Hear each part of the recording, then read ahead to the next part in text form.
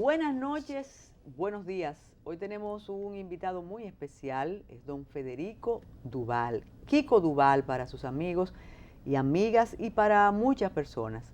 Un hombre que cuando le ha tocado desempeñar funciones públicas lo ha hecho como debe hacerse. Él cree que va a salir indemne de ese expediente de él porque lo trae aquí otro tema, pero el programa tiene tiempo suficiente para que hablemos de todo. Don Federico Duval conoció, o mejor vamos a empezar diferente. Este país es un país acogedor. Así es. A pesar de los pesares, a pesar de la coyuntura, es un país que yo creo que realmente peca por ser tan de brazos abiertos. Así es. Lo hace de manera privada, lo hace de manera pública. También tenemos que agradecerle a muchos países que han hecho lo propio con nosotros. Hubo una época muy difícil, ahora en esta contemporaneidad, aunque podemos hablar desde los buenos y los malos de hace mucho tiempo, sí, hasta incluir a Batista y a Perón. Así es. Pero hubo un momento que al presidente de Honduras le hicieron una trastada, una jugarreta bastante pesada, y el Estado dominicano lo acogió, y no fue una acogida corriente y común, sino que el presidente Zelaya creo que se ganó el afecto de tanta gente. Sí, señor. Él lo hizo, él se sintió, y algún día usted me lo va a traer por aquí, Federico, pero yo creo que él se sintió como en su casa. No vamos a entrar en que si, vamos a hablar de lo humano.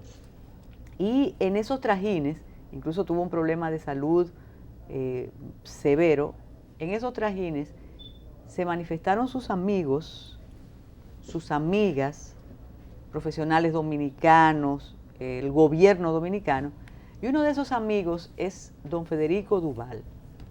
Ahora le toca a una persona muy cercana al presidente Zelaya jugarse otra baza en el torneo electoral de Honduras. No voy a decir más nada para que sea el invitado que cuente qué está pasando en Honduras y cuál va a ser la representación de Kiko Duval en este proceso. Bienvenido, don Kiko, aquí, y ojalá no sea la primera vez, sino la primera de muchas veces. Definitivamente. Muchas gracias, Carmen. Buenas noches y buenos días. Usted es un hombre de televisión, o sea me que gustó usted mucho, sabe. claro, mi ambiente siempre ha estado ligado a los medios. Me ha permitido, como siempre decimos, llegar a la gente a través de las cámaras y los micrófonos, y nos da la oportunidad de expresar nuestros conceptos, nuestras opiniones, debatir temas que muchas veces en otros lugares tú no puedes, pero bueno, por aquí tenemos ese privilegio. Cierta y efectivamente la figura del presidente Mel Zelaya, como muy bien y muy conocido en Honduras se le conoce, fue muy potable en República Dominicana, a pesar de que por su condición en aquella oportunidad de exiliado político, se mantuvo a un perfil bajo. No con ellos dejó de participar en peñas con grupos de amigos. Escúcheme, Kiko, que eso es lo que me llama la atención, porque él tenía una situación política delicadísima. Sumamente. Tenía, como usted dice, un perfil bajo. Sin embargo, él fue ganándose espacios. Eso es correcto. Privados, como usted dice, él no se exponía mucho. Así es. Pero sentó bases afectivas. Definitivamente. Eso lo digo porque sé que el presidente Leonel Fernández y su esposa, en otrora primera dama, hoy vicepresidenta de la República, la doctora Margarita Señor de Fernández, acogieron en República Dominicana a la familia Zelaya, y ellos sin duda alguna siempre, incluso no cuando están delante de mí, sino a terceros, le dicen que su segunda patria es la República Dominicana, y es una realidad. Tanto así que su hija, Xiomara Hortensia acá, Zelaya Castro, la Pichu, una figura que también te voy a traer pronto por aquí, a quien quiero mucho, con quien he, sin duda alguna, coordinado prácticamente todo, incluyendo mi visita a Honduras, que ya sería a partir del 21. Las elecciones, como tú muy bien sabes, son el domingo 24, vamos a llegar el 21 a Tegucigalpa, para integrarnos. Yo quiero cuidar un poquito el término observador, para que no se me vaya a ver como, tú me entiendes, una figura vamos a estar en Honduras dándole el apoyo que se necesita al proceso democrático de lo que es el voto de la gente que sí quiere cambios en Honduras. Entonces, Federico, vamos a hacer un poco de contexto electoral. ¿Qué pasa en Honduras? ¿Cómo surge la candidatura de Xiomara Castro? Algunos te dirán o te preguntarán por qué no él, por qué ella, cómo se gesta este perfil político de Xiomara Castro, que de acuerdo con analistas tiene ascendencia y posibilidades de ganar en las elecciones. Es así. Las encuestas todas dicen que Xiomara Castro liderea la posibilidad del triunfo en Honduras. Definitivamente fue una mujer de mucho coraje, porque en el momento en que es depuesto del poder el presidente Zelaya, ella se lanza a la calle, el pueblo le respalda, en ningún momento se deja intimidar de la gente, tanto así que en imágenes que ustedes están viendo a través de la pantalla, en una de ellas se ve en los días que el presidente ya no estaba en Honduras, más sí ella con su familia, ella salió a la calle y el pueblo pedía que él volviera al poder.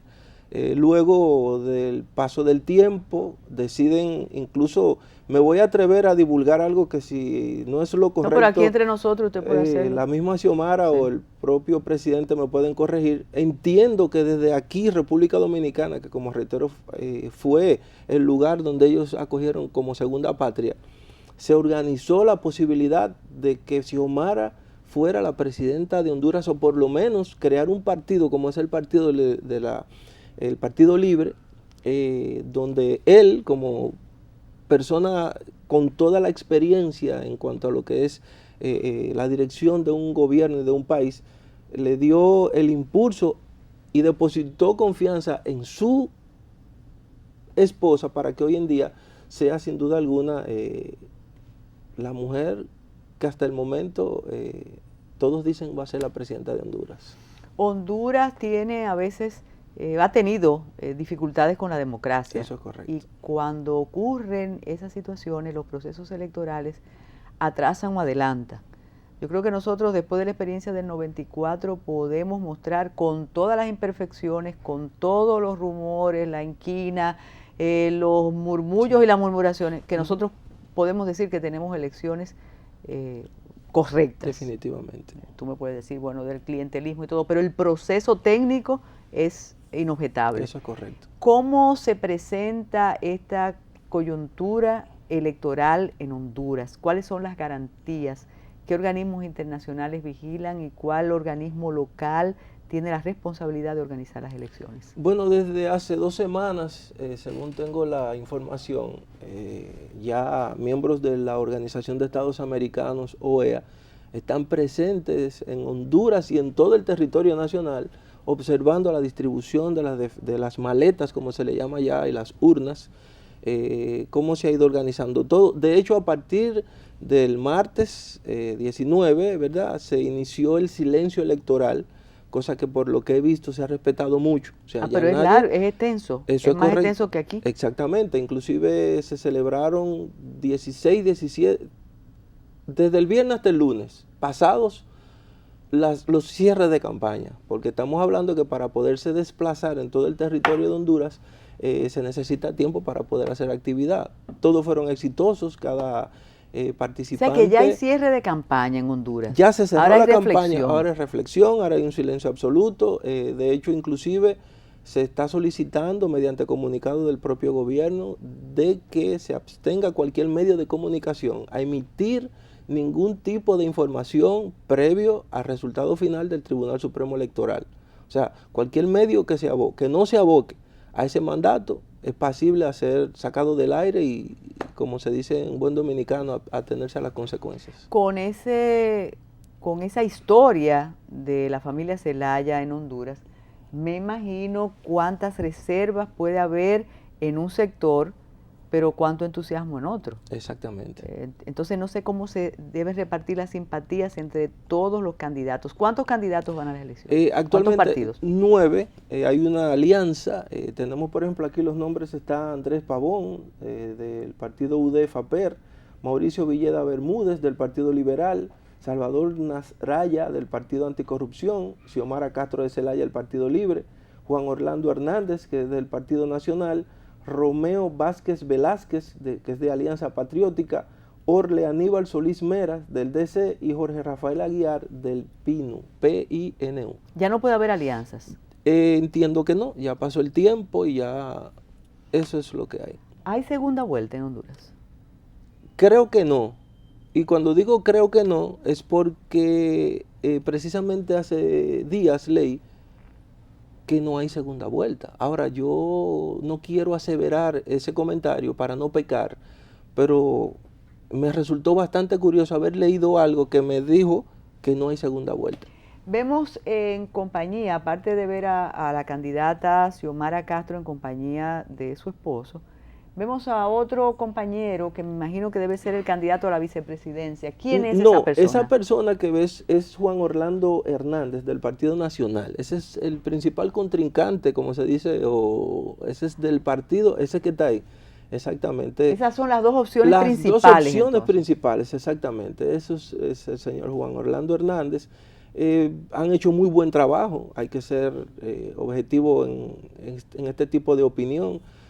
Parcializarse no es lo más saludable a nivel político, hay que también saber que cada cual ha hecho un trabajo de campo, ha tocado puertas, han hecho muchos trabajos interesantes. Por ejemplo, vi al señor Mauricio Villeda, que él no hizo ningún tipo de campaña, sino que desde sus funciones o desde sus condiciones económicas desarrolló varios proyectos en diferentes lugares de Honduras, cosa que vi con muy buenos ojos, porque realmente es una forma de demostrarle tal vez a la gente en ese sentido de, mira, yo no hago bulla, yo resuelvo, y me parece muy interesante.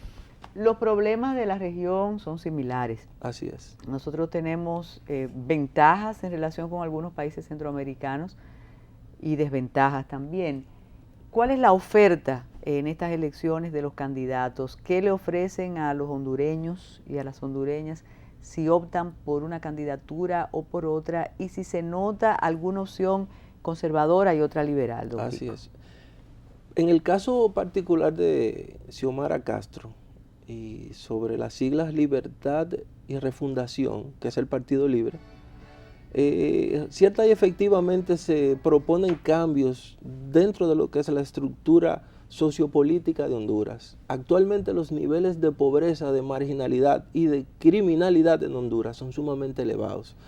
Si te pones a calcular, por ejemplo, como habíamos conversado, un país de 8,5 millones de habitantes, con 114 habitantes por kilómetro cuadrado y una extensión territorial impresionante, da el traste con que en lugares actualmente de Honduras, según me he enterado, nunca han visto la energía eléctrica.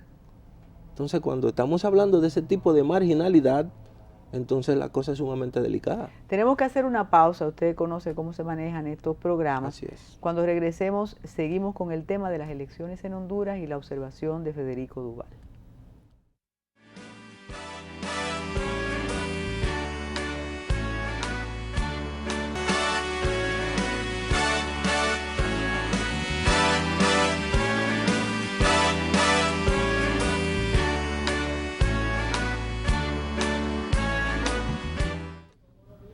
Es interesante también destacar, Federico, que no solo se van a elegir el presidente y el vicepresidente, la presidenta o quien, sino también hay cargos, se van a discutir senadores, diputados. 128 escaños y 298 corporaciones municipales, como llaman allá. O sea que el día de las elecciones, el 24 de noviembre, se elige todo. No queda nada, alcaldías, diputados, senadores, o sea, es la suma del todo. El sistema de votación es electrónico, se parece al nuestro. ¿Cuáles son las características? No quiero aseverar la información, porque sí entiendo que habrán sistemas o lectores, tipos escáneres, que se han ido distribuyendo en todas las mesas electorales, pero como no los he visto físicamente, no quisiera adelantarme y pecar por desinformación, pero sí entiendo que el sistema que se ofreció en aquella oportunidad, de hecho la misma Junta Central Electoral de República Dominicana puso a disposición del gobierno de Honduras los equipos que utilizaron para recién pasadas elecciones en el país, pero luego entonces hubo un desacuerdo, dijeron que no confiaban en ese sistema, que ellos iban a implementar su propio sistema, y de hecho entonces así se aceptó. ¿Cuál es la participación del expresidente Zelaya en este proceso? El presidente Zelaya, aparte de que es el coordinador general de la campaña, va como diputado. En el caso particular, ahí por ejemplo estamos viendo imágenes de aquella oportunidad cuando él, asistido por ese bastón, aquí en República Dominicana tuvo, ¿verdad?, una experiencia un poquito desagradable. Sin embargo, le ayudó mucho a reflexionar. Lo separó bastante de la actividad política y en ese proceso de recuperación, producto de su cirugía, desarrolló muchas ideas. Sé que habló mucho con Xiomara, se integró más a su persona y de ahí surgieron muchas cosas que hoy en día son proyectos que ellos tienen en carpeta para, si el pueblo decide definitivamente que sea Xiomara Castro la presidenta, poderlos desarrollar. Usted mencionaba el eslogan de campaña, ¿cómo? Libertad y refundación. Ese es el Partido Libre.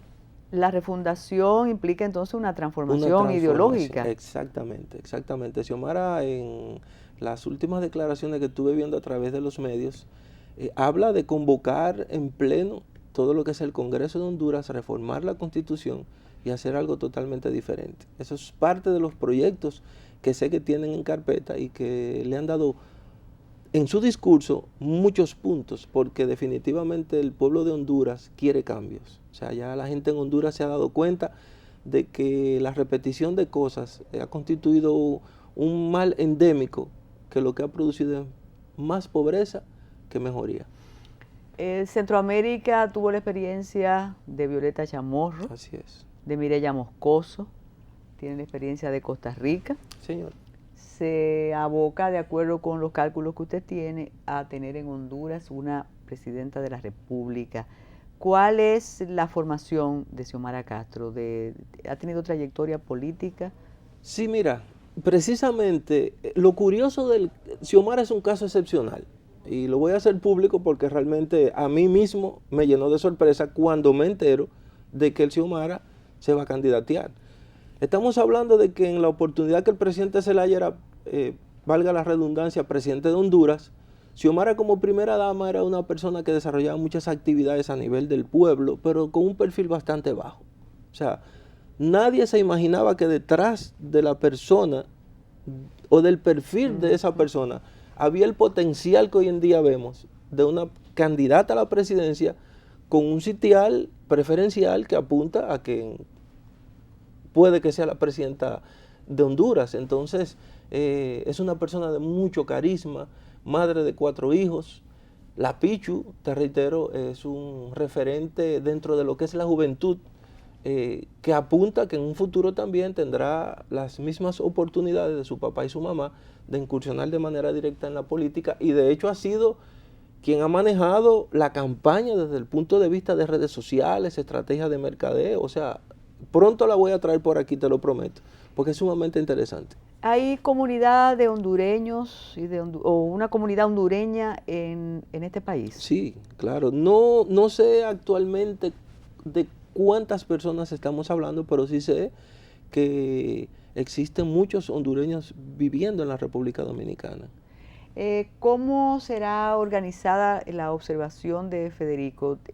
¿Tendrás visitas a distintos colegios o mesas electorales, no solo en Tegucigalpa, me imagino, sino en otras localidades? Entiendo que sí.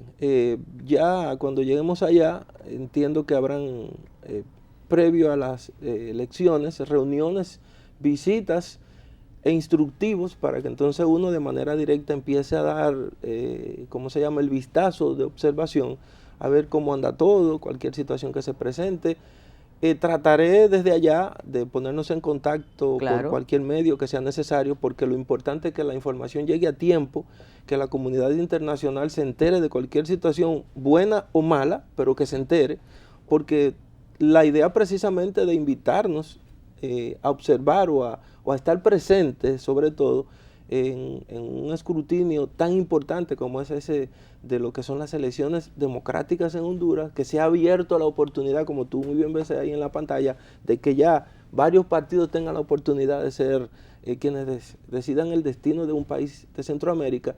Es definitivamente comprometedor y muy interesante. Ojalá el equipo técnico nuestro consiga algún audio con Xiomara Castro. No sé si en el material que usted trajo tenemos para oírla hablar. No sé tengo imágenes, si en una próxima oportunidad pudiéramos, claro que sí, yo tengo los videos en el momento en que ella se lanza como presidenta del Partido Libre, o sea, candidata del Partido Libre, un discurso muy bien dirigido, con mucho peso, muy sopesado. Ahí en pantalla ponemos, esa es la Pichu, esa es mi queridísima Xiomara Hortensia. Esa es hija del presidente Zelaya y de Xiomara, exactamente, una muchacha joven, reside en República Dominicana, muy pocas personas saben eso, estudia aquí en una de las prestigiosas universidades de este país, ya pronto termina, pero en esta oportunidad se va desde hace un tiempo atrás a Honduras a darle seguimiento a la campaña de su mamá y ha tenido una participación impresionante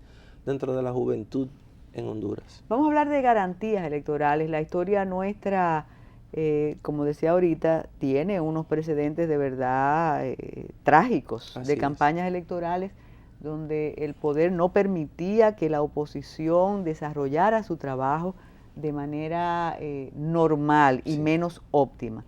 Las noticias, las informaciones que usted tiene desde adentro, cómo fue, porque ya se detuvo, ya terminó la campaña, cómo fue el decurso del proceso, si el poder permitió que se movilizaran, que pudieran ir a todos los lugares, ¿cómo se manejó eso?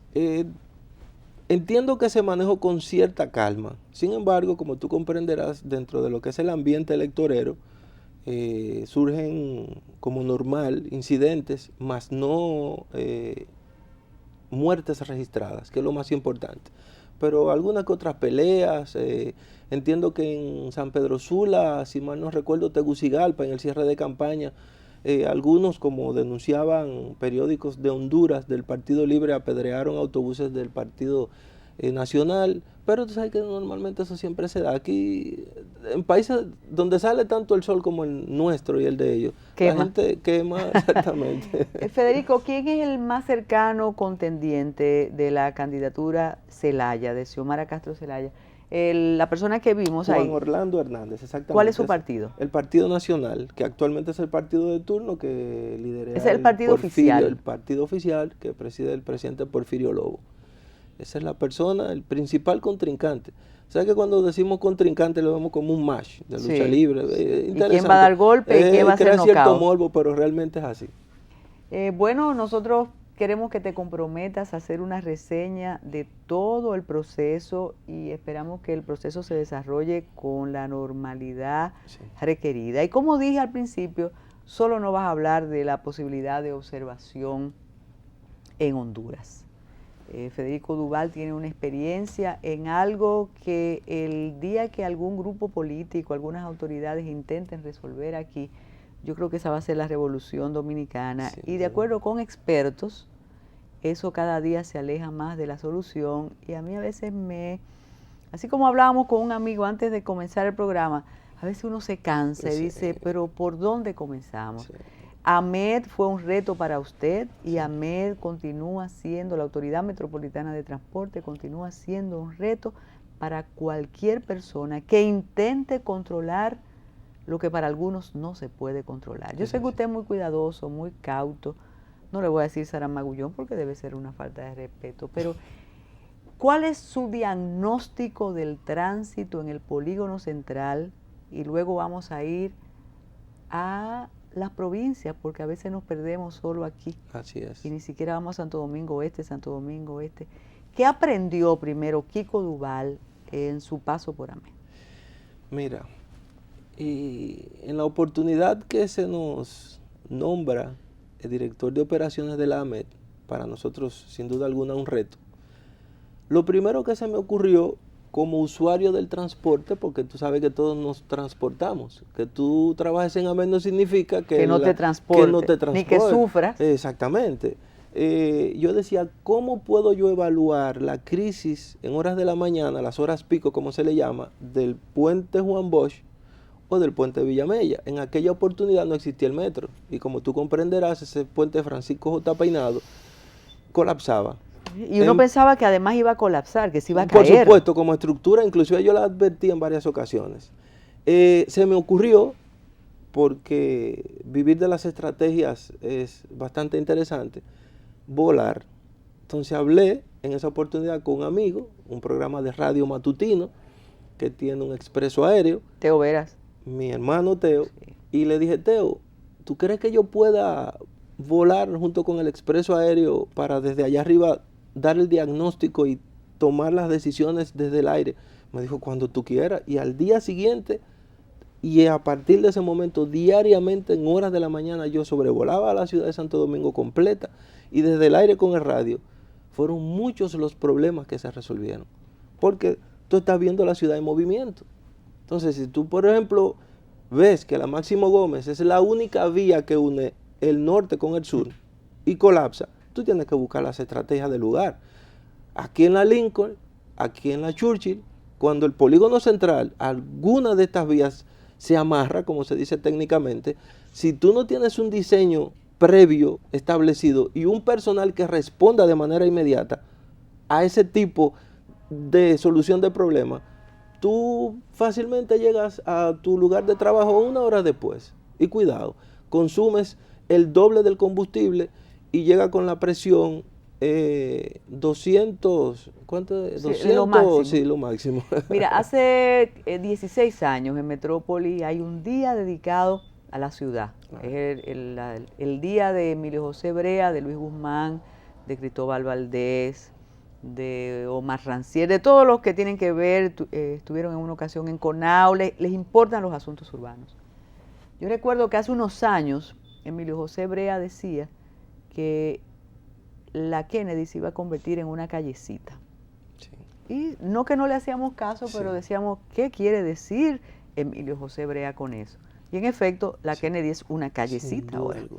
Y sobre todo cuando tú llegas a la esquina de los grandes centros comerciales, la Kennedy es una callecita. Así es. Usted ha mencionado, y esa es la ventaja de la madurez frente a estos muchachos, que uno ha vivido más y recuerda muchas cosas. Definitivamente. Pensar la ciudad sin metro, pero vamos antes, pensar la ciudad sin la 27 de febrero, que tuvo la oposición de todos los adolescentes de entonces, cuando a Balaguer se le ocurrió hacerla. Así es. Y ahora pensarla sin la 27, definitivamente no es posible, Kiko. Y todavía, si te pones a analizar la 27 de febrero, tienes muchas debilidades. Por ejemplo, cuando tú terminas el elevado de la 27 y te conectas por esa rampa a lo que es la Abreu, como si fuera para la avenida Duarte, eso es un pandemonio. Claro. O sea, el que le toque tomar esa alternativa o esa ruta alternativa, sin darse cuenta por cualquier razón, lo piensa después más de 100 veces. Entonces aquí hay que todavía, lo peor de todo aquí, Carmen, ha sido, mira, eso es una buena imagen, el transporte público, la educación vial, la educación del conductor, del chofer es una palabra y conductor es otra. Eso, y cuando hice la introducción se nos quedaba el asunto del metro, como el metro ahora también todos los que nos oponíamos y las que nos oponíamos, queremos 5 líneas. Eso es correcto. Nos dice el equipo técnico que consiguieron una participación de la candidata Xiomara Castro. Magnífico. Con audio. Excelente. Después de la pausa vamos a compartir. Magnífico.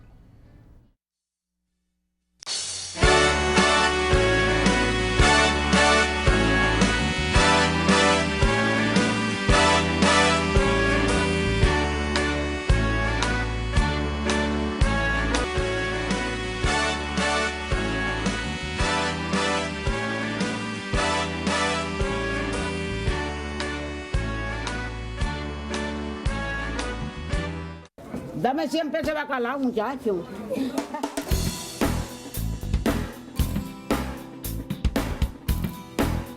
Había una junta de asociación y se descompuso. Nosotros veíamos como nuestra gente tenían que viajar a Asua, a Barahona, a hacer compras. Entonces nosotros pensamos en esta cooperativa.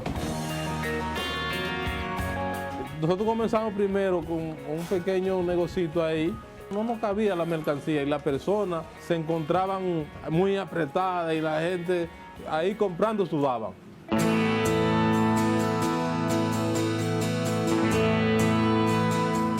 Este financiamiento es de 4 millones de pesos.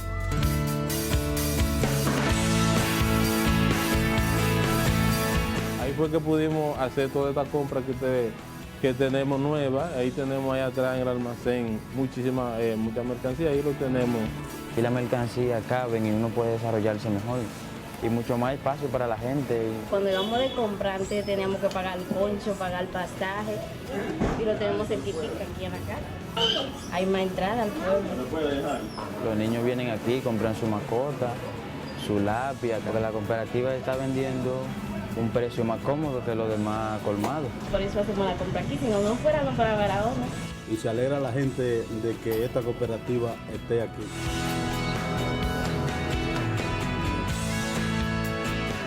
Aquí se siente uno que puede comprar.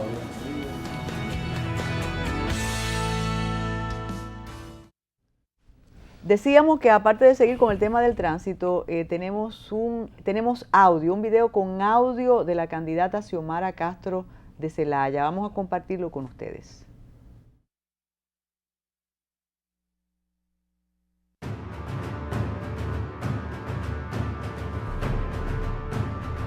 Queridos compatriotas y queridos camaradas, mi eterno agradecimiento a la resistencia de Honduras que está exigiendo libertad y refundación. La larga hegemonía del bipartidismo está a punto de terminar. Empobrecieron al pueblo y convirtieron al país en un santuario de paramilitares y narcotraficantes donde la justicia se compra y se vende. Hambre, enfermedades, pobreza, deuda y la mayor violencia del mundo. Nuestro discurso, el discurso de Morazán, el discurso de la equidad, de la fraternidad, discurso de la reconciliación y del perdón. Y nosotros y nosotras sí tenemos una propuesta real para alcanzar la justicia, la paz y la fraternidad entre todos los hondureños. Y los inversionistas deben de tener confianza en libre. Nadie va a expropiarles y nadie va a quitarles sus bienes. Los niños y las niñas serán los ojos de Honduras. No más niños en la calle, no más niños sin escuela, sin salud. Mujeres de Honduras, confíen en mí.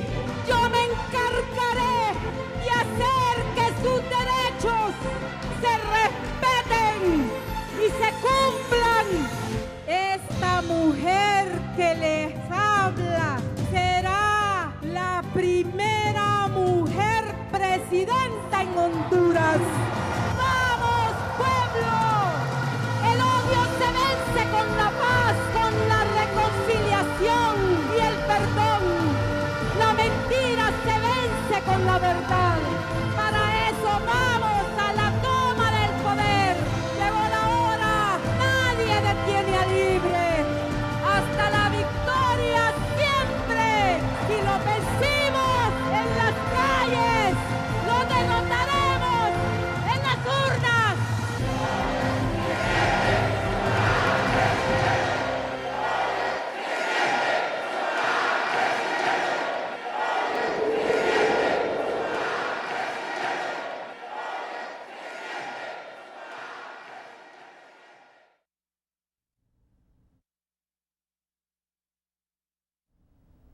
Bueno, a José Julio vamos a agradecerle que nos encontró esto Formidable. realmente. Yo creo que Formidable. lo debes invitar a Honduras. Sin duda alguna. Sí, porque lo encontró- que han hecho esta noche vale un pasaje y una estadía. Con la agudeza que te caracteriza, no te has percatado que ya esos son los detalles que para restricciones en los países hay que tener presente. Sí, Se supone que en Honduras ya no hay campaña, exactamente. pero cualquier persona puede acceder a rdmusica.com y en cualquier casa, Así es. en Tegucigalpa, en Sula, en Bélice, Sí. va a haber campaña electoral. Eso es verdad. Ese es un tema que después Interesante. debemos analizar porque me Interesante. parece que merece el El análisis. silencio nunca va a ser absoluto. No. Definitivamente. Y no es controlable. Y no es controlable, exactamente. Yo entiendo que la gente cuando se identifica con un partido y su líder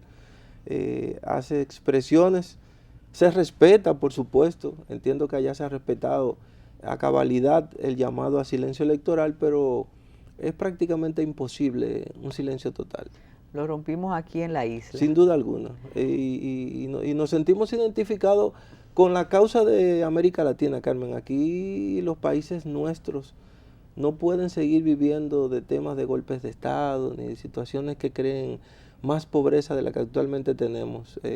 Pensar siempre en crecer debe de ser yo diría que el lema de los países nuestros, porque por ejemplo, aquí en la República Dominicana hay no sé si sea muy cursi el tema, una dicotomía, una situación que a veces, por ejemplo, tú aquí en el casco urbano ves carros de 14 y 15 millones de pesos, entonces después tú ves un cruzando la esquina, sí, ves un caballo. Un caballo o un discapacitado mendigando, que es tan doloroso cada vez que uno ve esos escenarios, pero... No, la desigualdad que, sí, que nos atosiga.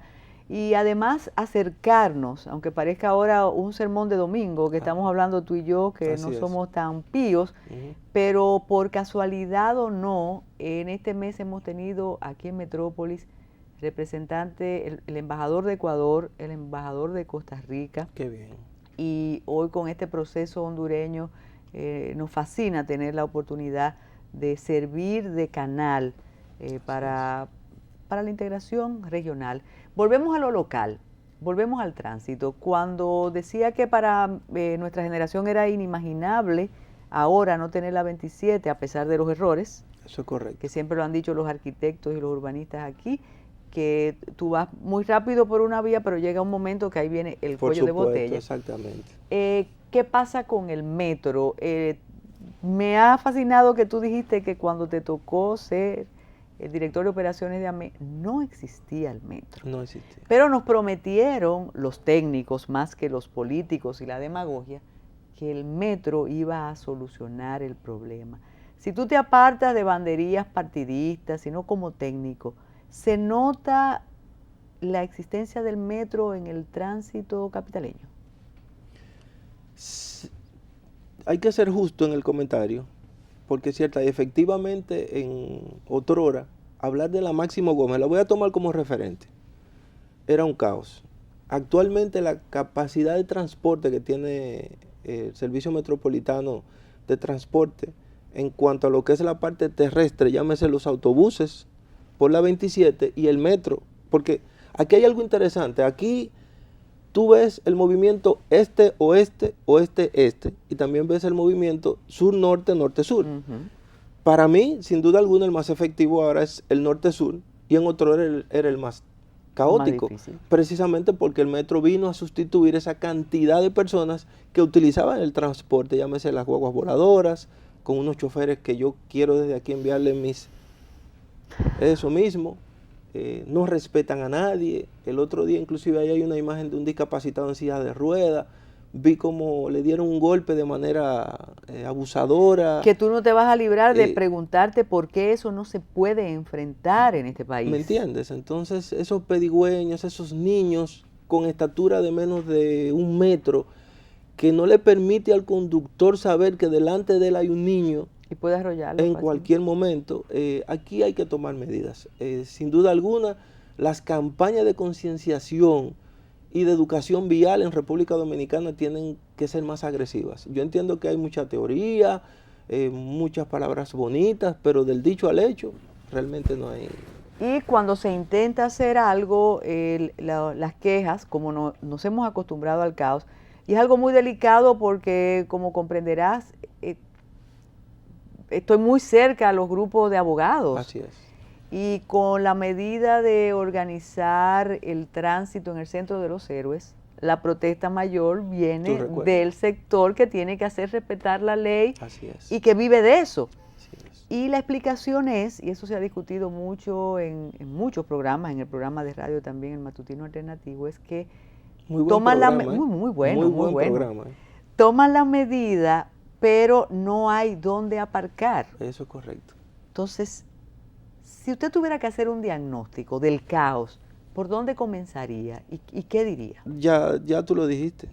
Aquí, por ejemplo, te presentan en obras públicas un edificio de 20 pisos, un centro comercial, pero no te presentan un aparcamiento para la cantidad de vehículos que se proyecta recibir dentro de esa edificación. Y no se supone que cuando se somete el diseño, ya eso a la oficina de planeamiento urbano, ¿no? Planeamiento No se supone que le urbano, deben del exigir. ayuntamiento, claro que sí. Lo que pasa es que tú sabes que aquí existe mucho apruébamele eso a Carmen, que después ella va a resolver y entonces se firma y por consecuencia tú vas a salir en la mañana de tu apartamento o de tu casa y encuentras un vehículo estacionado en la rampa de salida de tu vivienda. O sea, tú dices, y a veces la solución es disparar y tenemos casos. Exactamente. Aquí se han visto situaciones que son sin duda alguna lamentables, trágicas, muertes que nunca debieron de haber sucedido por precisamente esas razones. Entonces hay que crear conciencia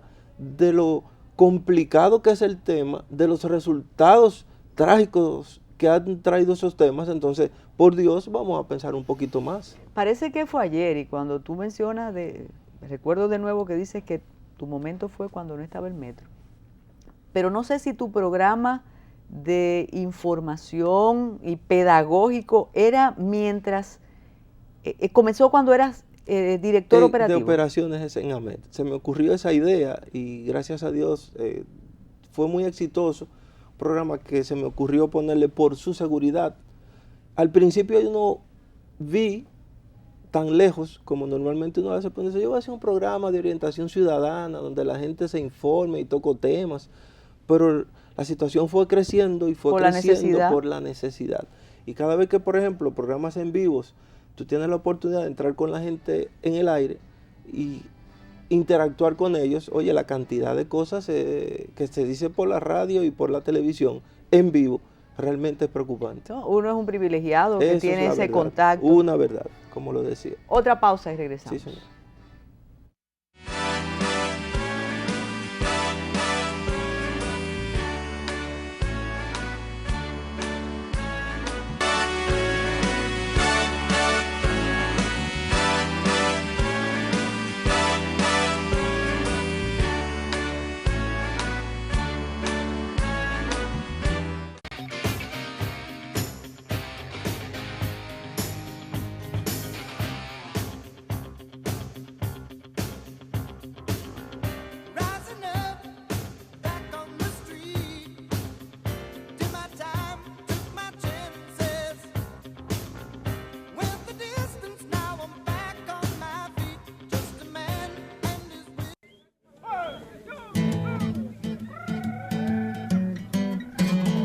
Aquí ha sido difícil la vida sobre lo que he ganado. Una familia que vienen de masa pobre directamente.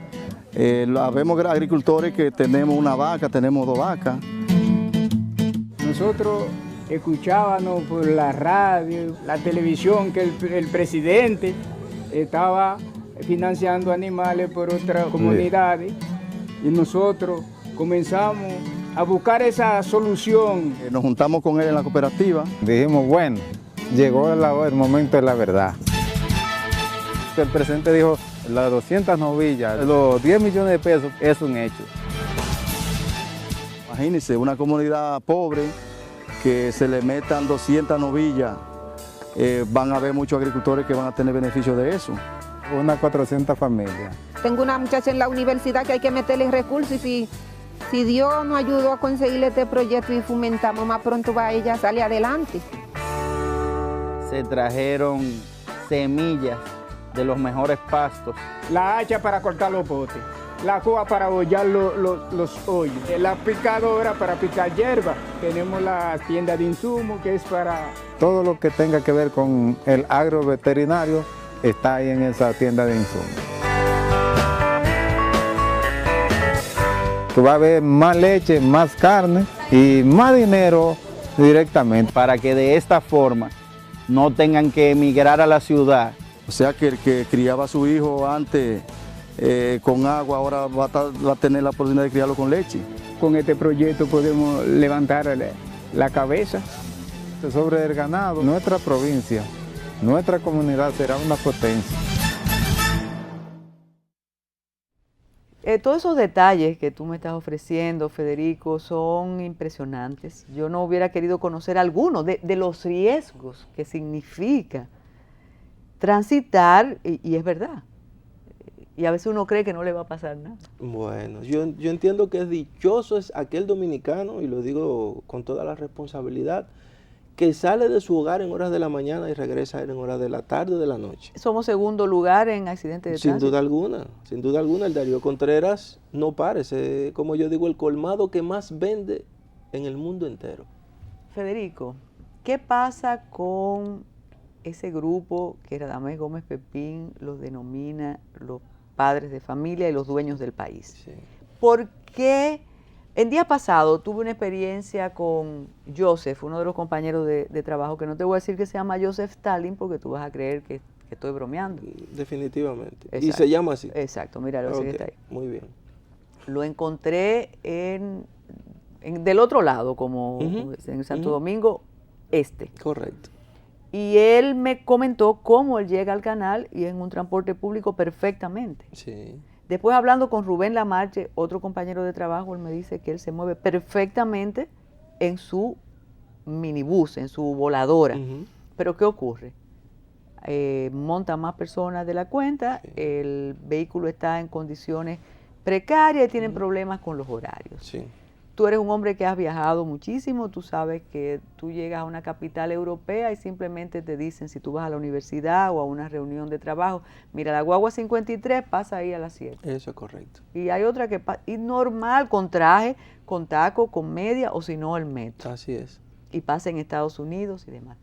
¿Por qué ese grupo, esos sindicatos, insisten en maltratar a los usuarios?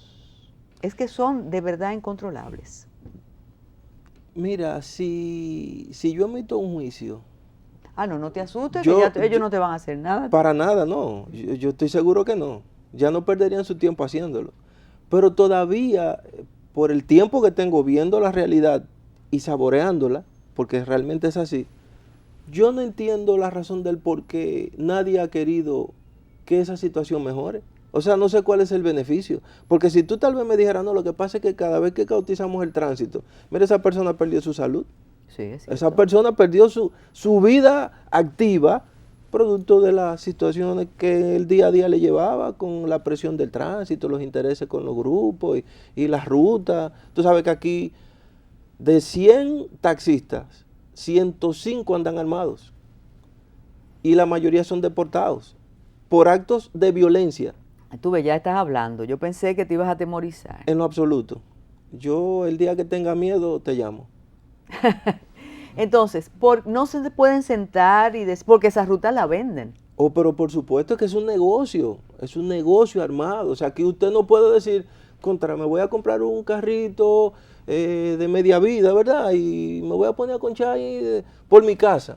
No tiramos muy lejos. Tienes que pagarle 70,000 pesos. 80, 100,000 pesos. Y entonces someter a la consideración de un sindicato para que entonces ellos se reúnan y evalúen las condiciones de tu vehículo. Si tú estás apto para conducirlo, si tienes los papeles al día, pero como al final tú eres un pobre padre de familia, ellos dicen, qué caramba, vamos, ya está bien, 80,000 pesos. Entonces, en ese aspecto vamos a ponerle rayita, ese no se va a solucionar. Ese no se va a solucionar. Sin embargo, el transporte interurbano sí funciona bien. Sí. O sea, que yo soy de Puerto Plata y Metro, sí, Caribe Tour, sí, aunque algunos grupos no querían. Otro aspecto, ¿se necesitan más leyes o solamente cumplir porque se nos acabó el tiempo? No, la ley 241 hay que modificarla completamente. Eso no es en lo absoluto funcional. Al contrario, eso es para mí un desastre. Federico Duval, te deseamos suerte en Honduras y a la candidata Xiomara Castro también. Esperamos tu visita de nuevo por aquí. Ustedes buenas noches y buenos días y un saludo a Honduras. Así es.